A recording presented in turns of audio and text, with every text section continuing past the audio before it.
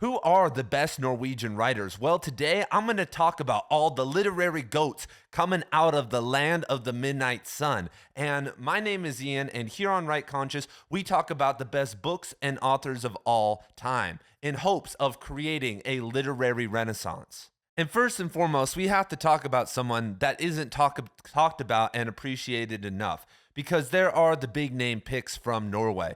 But Olav Hauge is one of the best poets of the 20th century. And I recommend every single one of you go check out his book, Luminous Spaces, Selected Poems and Journals. And in this, there are over 300 poems, intermixed with journal entries from around the time he was writing each of the poems. And Hauge is an interesting person because multiple times throughout this selection, he ends up in a mental institution. And throughout the book, there's some beautiful passages, like, for instance, the poet doesn't write in words, but rather in metaphors, with dreams, with the wind. And Hauge was a part of the literary tradition of Li Po, Tu Fu, and the Chinese wilderness poets. And he was an orchard keeper with a beautiful view, as you guys see up there, which is very Taoist in and of itself. And a lot of his poems deal with nature, but more of a German idealistic exploration of the dark side of nature. And here's a poem by Hauge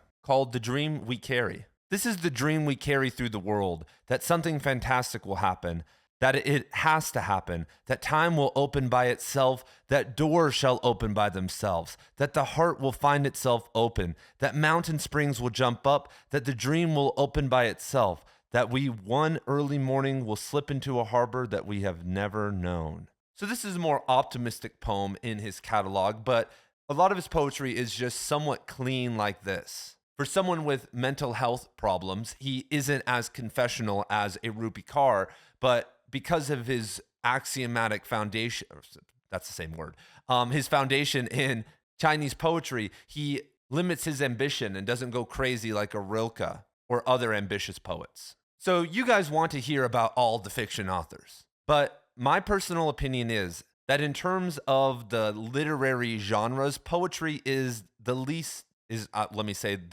underread.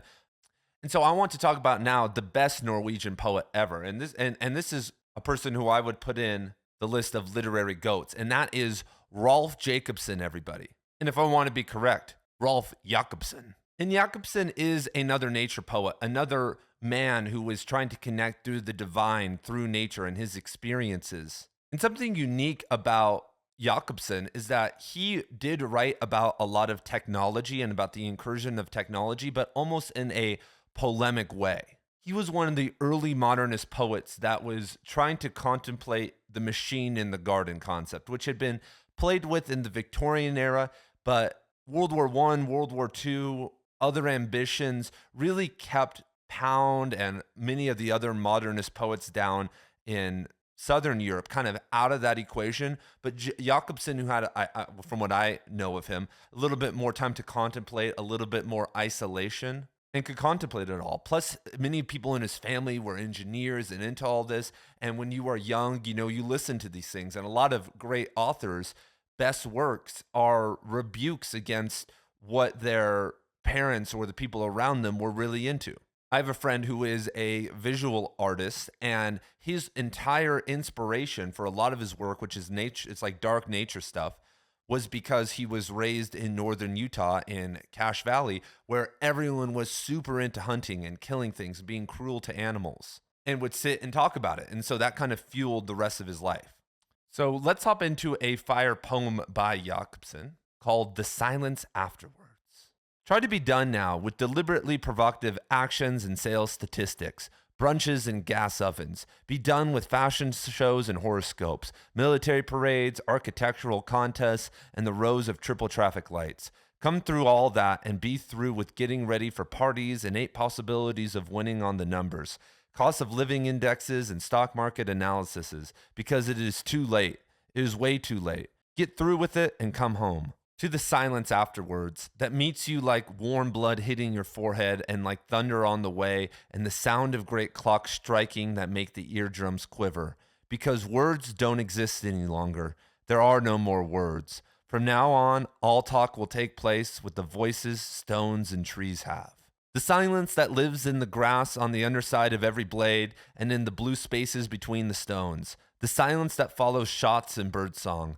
The silence that pulls a blanket over the dead body and waits in the stairs until everyone is gone. The silence that lies like a small bird between your hands, the only friend you have. So there you have it, everybody. Shout out Rolf Jacobson for actually writing about silence and things that actually matter. And you can see there how there is somewhat of a blending of the world of simulacra and the world of nature. And so, boom, there you have it. All right, so let us now move on to fiction. And of course, we have to start with probably the most controversial Norwegian author, Knut Hamsun. And I absolutely love his novel Hunger. And what's so funny about that is that I first read Hunger at Utah State University while I was there. And I didn't realize for a long time that had been translated by Robert Bly. And both of the poems I just read you were translated by Robert Bly.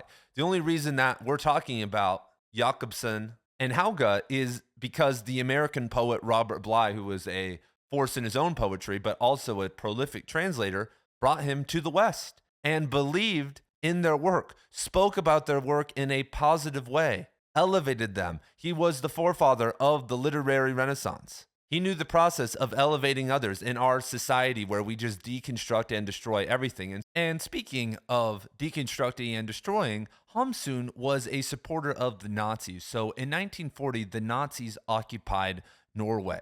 And when Hitler and Goebbels came to Norway to visit, Hamsun actually met with them and gave Goebbels his Nobel Prize in Literature medal, which is insane. After Hitler's death, he didn't kind of walk back his thoughts and was like, oh, I was wrong. He actually wrote a eulogy for Hitler and was put on trial and was deemed mentally unfit, which was more of just like a political circus move, because then he wrote a response book that was like, hey, I'm not mentally unfit. And Hamsun's story somewhat mirrors Ezra Pound's story and is one of the problems when authors and especially artists get into politics, because first and foremost, many authors and artists live in the world of fantasy and irrationality and are masters of metaphor.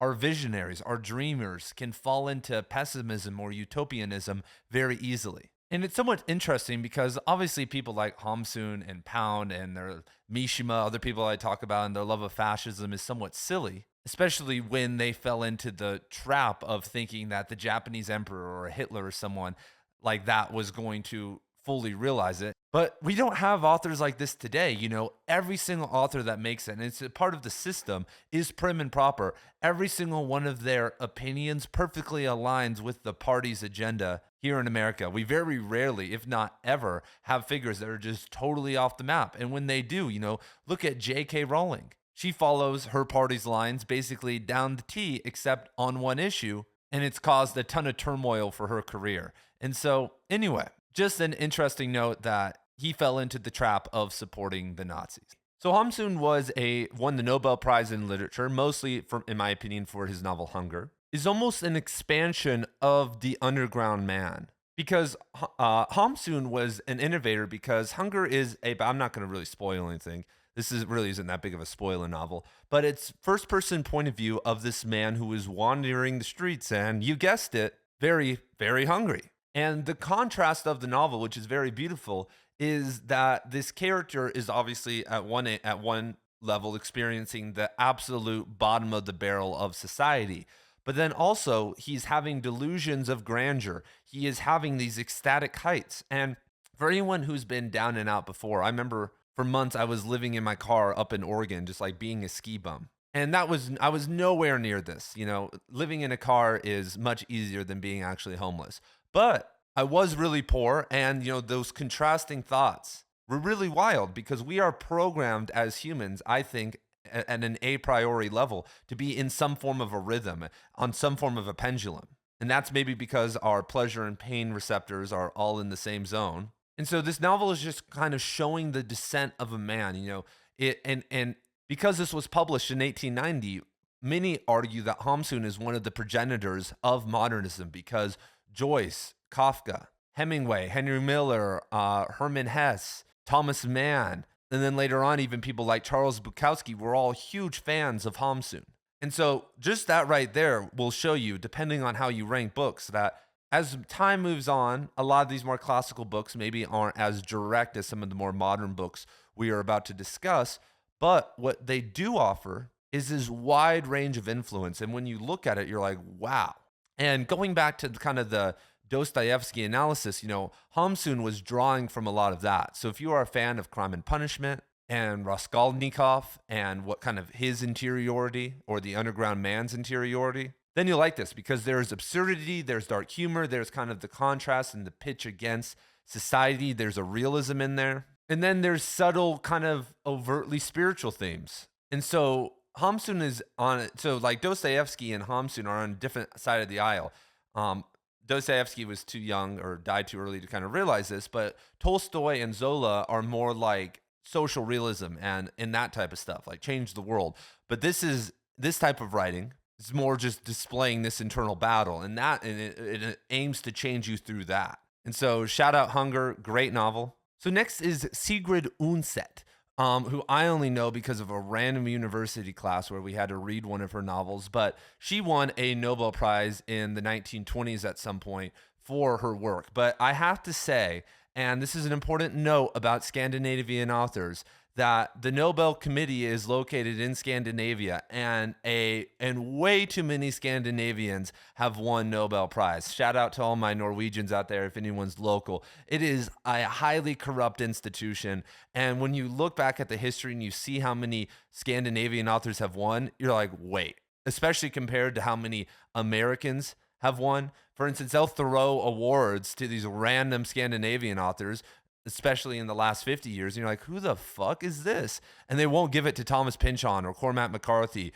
or, many others. Thank God they at least gave one to Toni Morrison, because Toni Morrison smacks, along with Pynchon, DeLillo, and many others who never received the award, any Norwegian novelist. But sorry, that's just a little mini rant. And I don't know if I'm saying this right, but we read Christine Lavonsdaster, sorry, my pronunciation's really off, in this class, is women's literature class. And so the novel is very modernist in its writing style and basically explores a 14th century interior novel about her entire life. And it's a very, one could say, just philosophical novel that reminds you almost of Tolstoy and Dostoevsky. And one of the things that moved me in this is, in the kind of the main thing we talked about, was her conversion into Catholicism and Christianity and kind of that whole process, which was happening during that time. And so I don't know. I mean, I recommend this. This is not anywhere in my top, whatever. It's not even in the top 250, 500. But it is something I think about. Recently my wife and I were watching the Viking show, and it's interesting to get context on the period. And one of the best ways to do that is through fiction. And so shout out to this novel. Last but not least is Karl Ove. And I've only read one book by him, My Struggle. I've been meaning to read more because honestly, that book is fire. And the reason I may never read another book by him again is because My Struggle in its totality across the 6 volumes is over 1 million words. And with this novel, I mean, really, he perfected what Proust was doing in Search of Lost Time. I mean, that's the best way to put this. I mean, just this sweeping interior novel that just can at times just obsess over detail. And I don't know if it's just because we are living in a modern context, but when I read In Search of Lost Time, many of that stuff felt very detached to me. But many of the things weren't too esoteric in terms of the time period. I understand that. I read literature from that time. And so Proust was a visionary, at kind of the start of this journey. So you can imagine someone maxing that style out. And Ove, in my opinion, really did that. I would read this in my book club, but the problem with big books is that we would start on book 1 and have 20 people. But by the time we got to book 6, it may be just me and one other person in there. That's happened before. But I think that everyone should read something like this because it shows, from a masterful writer, how to make things interesting, or I should say maybe not interesting, how to turn up the emotional intensity about random things. I read a lot of amateur works, people who are trying to get into this industry and make it big or whatever. And even in their most action-oriented scenes or the climax, I'm bored. It's not really popping out the page. I'm not connected emotionally. But in this novel, at times, I remember telling my wife, look how this dude wrote about drinking coffee. Jesus Christ. And so it's really just at some level a literary flex, but it is something that I think will change your life. I will do a full length video on this at some point. Honestly, I need to. That's the problem with a lot of these books is, I read a lot of this years ago. And so every single day, it fades further and further from memory. And so, boom, you guys, there you have it. Who did I miss? These are the Norwegian authors that I personally know and have read from recommendations, but I'm sure some of my Norwegians out there have some other people. Make sure they are translated to English because, I'm sure there are random people who are really good, but just haven't been translated yet, but we want to read them. And so thank you guys for being here. Thank you guys for joining the Literary Renaissance. I do have a book club, literature courses, writing courses, my own writing, a bunch of other cool stuff down on my Substack if you guys want to go check that out. Substack is where the greatest authors in the world are. It's where the literary renaissance is happening. If you are a writer or you are a reader, you need to be on Substack.com. Thank you guys for being here, and I will see you in the next one.